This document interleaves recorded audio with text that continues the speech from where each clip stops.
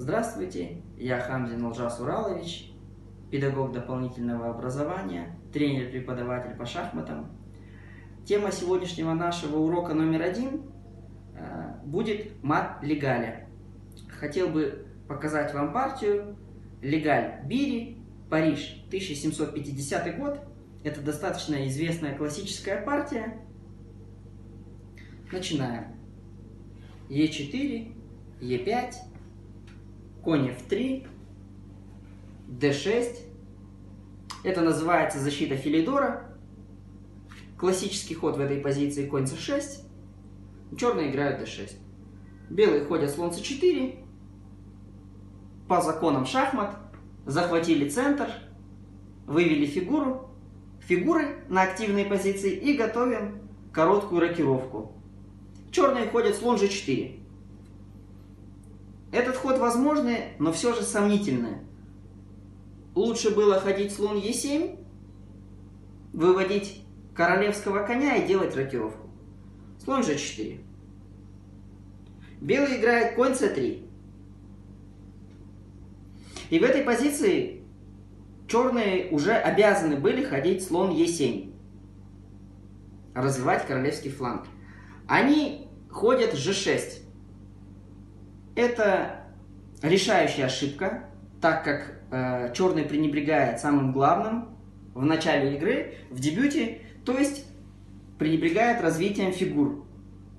Белые сразу же этим пользуются. Они играют конь бьет на Е5, и черные попадаются в ловушку, в знаменитую ловушку, которая получила после этой партии название мат Легаля. Они играют слон бьет d1. Решающая ошибка, как видно потом, через 2 хода, видимо, черные об этом сразу же пожалели. Надо было забирать коня ходом de, но белые тогда играют ферзь бьет g4, и мы можем с легкостью обнаружить, что у белых лишняя пешка, опережение в развитии, 2 мощных слона. В общем, позиция белых с решающим перевесом, ну, конечно же, при четкой реализации. Значит, конь бьет Е5, слон бьет d1, последовало в партии. Белые ходят слон бьет f7 шах.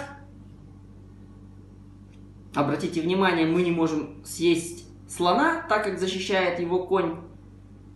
То есть слон не естся, и король не может уйти сюда, тоже защищает конь это поле. Король должен идти на поле Е7, и белые ходят конь d5 мат. Вот такой вот красивый мат в центре доски. Красивая партия, относится к дебютным катастрофам, как играть нельзя. И сейчас еще рассмотрим одну коротенькую миниатюру. Партия. Играли, не знаю, может быть какие-то любители, может быть профессионалы, но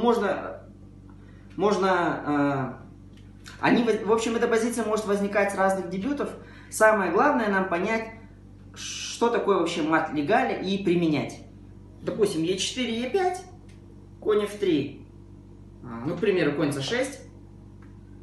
Конь C3, она может по-разному развиваться.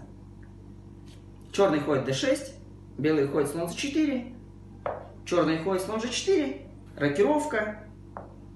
Ну и здесь опять-таки надо развивать королевский фланг, либо ходом конь F6, либо ходом слон E7. Разницы, видимо, существенной нет. Черные ошибаются, играют конь D4. И те шахматисты, ну, играющие белыми в этой партии, если они знают партию Легаль Бири, классическую, они, естественно, сыграют конь бьет на E5. Конь бьет на E5, и теперь выясняется, опять-таки, лучше, конечно, сыграть de, ферзь бьет G4. Кстати, даже черные отыгрывают пешку, да, конь бьет c2. Ну, допустим, белый играет ладья b1. К примеру, конь f6 и какой-нибудь ход ферзь g3. У белых мы видим тоже огромный перевес за счет того, что мы опережаем развитие. Черные не сделали рокировку. Слон не может выйти на d6, так как провисает пешка на g7. И у черных большие проблемы. Но это было, конечно же, лучше для черных.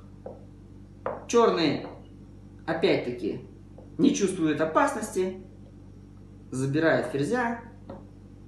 Белые ходят слон б7 шах, король е7 и конь d5 мат. Опять-таки красивый мат в центре доски. Спасибо за внимание.